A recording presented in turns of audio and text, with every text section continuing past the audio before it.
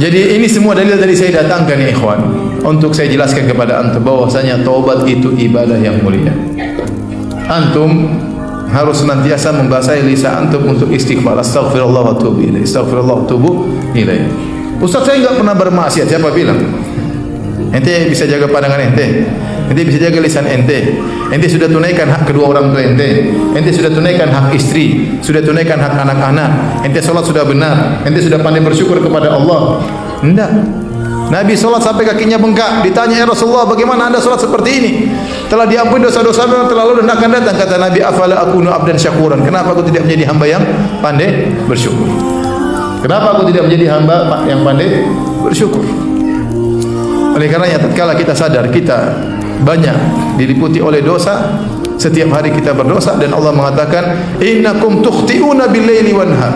Kalian berbuat maksiat siang dan malam. Ada maksiat yang kita sadari, ada maksiat yang tidak kita sadari. Maka seringlah kita beristighfar. Karena semakin kita banyak istighfar, semakin bertobat, kita semakin membuka kunci pintu kesuksesan di hadapan kita, di dunia maupun di akhirat. Jadi ini yang pertama, bahwasanya ibadah taubat sangat dicintai oleh Allah Subhanahu wa taala. Yang kedua, para hadirin yang dirahmati oleh Allah Subhanahu wa taala, ternyata orang yang bertobat Allah berikan banyak anugerah di dunia. Allah berikan banyak anugerah di dunia.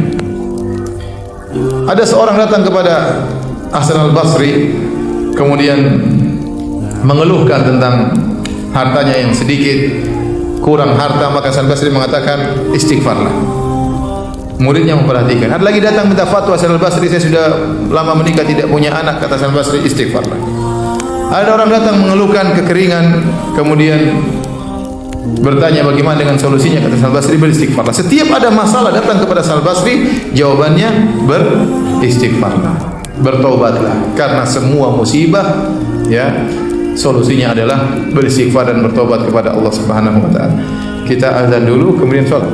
Hadirin dan hadirat yang dirahmati Allah Subhanahu wa taala, kita lanjutkan pengajian kita. Jadi kalau kita di dunia menghadapi kesulitan apapun, agar kesulitan tersebut hilang, maka kita beristighfar. Hasan al-Basri waktu ditanya oleh muridnya, kenapa anda setiap ada yang bertanya masalah selalu solusinya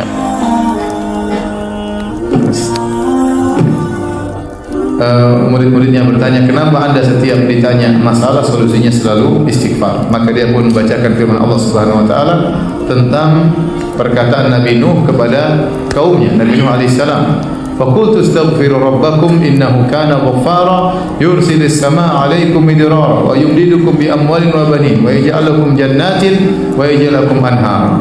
Maka aku berkata kepada mereka, hadirin dan hadirat yang dirahmati Allah Subhanahu wa taala, ya. Maka kata Nabi Nuh, faqultu astaghfiru rabbakum, aku berkata kepada mereka, istighfarlah kepada Rabb kalian, sungguhnya Allah Maha Pengampun. Ingat yang dihadapi oleh Nabi Nuh alaihissalam orang-orang kafir yang musyrik kepada Allah Subhanahu wa taala. Nabi Nuh berkata, kalau kalian beristighfar, yursilis samaa'a 'alaikum midrara, maka Allah akan turunkan hujan yang lebat, hujan berkah. Wa yumdidukum bi amwalin wa banin, Allah akan berikan kepada kalian anak-anak yang berkah, harta yang berkah. Wa yaj'alakum jannatin wa yaj'alakum anhara, Allah akan tumbuhkan tumbuhan bagi kalian, bahkan Allah alirkan sungai-sungai bagi kalian.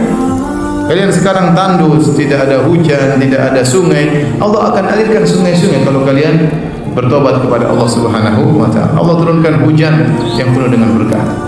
Namun tatkala mereka tidak bertobat kepada Allah, Allah turunkan hujan, tapi hujan azab. Hujan apa? Azab, bukan hujan berkah.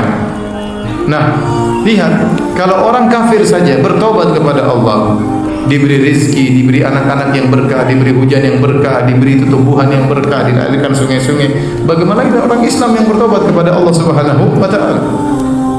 Maka ini dalil bahwasanya istighfar dan taubat adalah solusi segala permasalahan di dunia ini, segala permasalahan.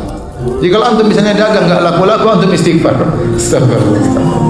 Dosa apa ini kok enggak laku-laku dagangan? Antum pulang diomelin sama istri, astagfirullah. Astagfirullah. Kenapa mas astagfirullah? Ini karena dosa-dosa yang saya lakukan. Jadi saya tengok cewek, makanya kamu sekarang ngomelin saya misalnya. Kita nggak tahu ya. Sampai sebagian salaf mengatakan, aku mendapati dampak dari maksiat yang aku lakukan pada pembantuku, pada dabahku, pada kendaraanku.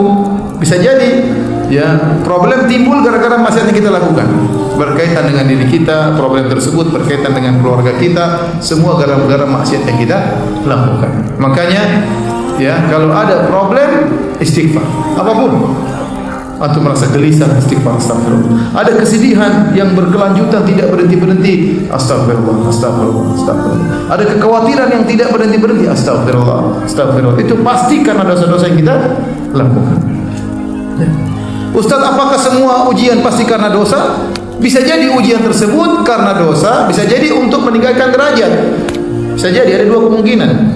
Tapi kalau kita menempatkan diri kita pada kemungkinan kedua, oh saya diuji karena untuk angkat derajat, maka terlalu jauh. Ente siapa ente? Tapi kalau ente nabi mungkin lah ya. Tapi kalau ente kayak model kayak gini, sudah tinggal di Klaten di Indonesia, tiap hari nonton Facebook, tiap hari nonton YouTube, oh saya diangkat derajat oleh Allah, terlalu jauh kayaknya. Ya kita suudzon kepada diri kita. Kita bilang mungkin ya, saya dosa-dosa. Kalau ternyata ujian tersebut mengangkat derajat, alhamdulillah. Tapi kita pastikan kita ini ada dosa. Ya, kalau ada ujian yang kita hadapi, musibah kita hadapi, kita sabar, mengurangi dosa-dosa dan mengangkat derajat, plus dua-duanya. Mengurangi dosa dan mengangkat derajat. Tapi di antara solusi yang bisa kita lakukan, kita banyak apa? Istighfar, astagfirullah wa atubu ilaih, astagfirullah wa atubu ilaih, astagfirullah wa atubu ilaih. Seperti itu.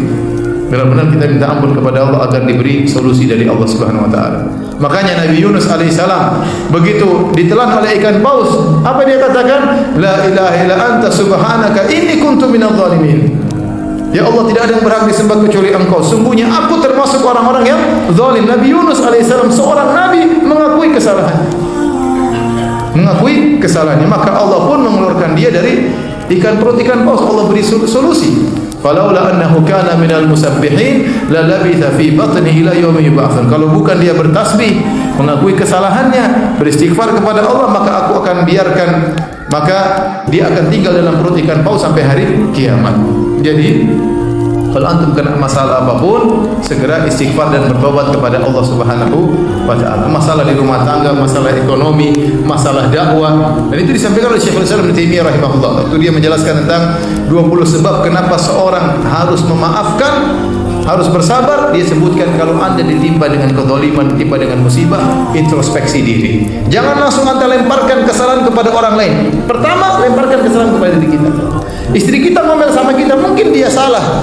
Tapi kenapa Allah membuat dia jadi salah kepada kita? Karena dosa kita. Paham? Mungkin secara kalau kita periksa, dia yang salah. Kenapa dia begini? Kenapa dia begini? Kenapa dia nuntut ini, nuntut anu ya. Tetapi kenapa dia bisa begitu? Mungkin karena dosa yang kita apa? Yang kita lakukan sehingga dia tidak terkontrol. Setiap ada kesalahan, kembalikan kepada diri kita terlebih dahulu.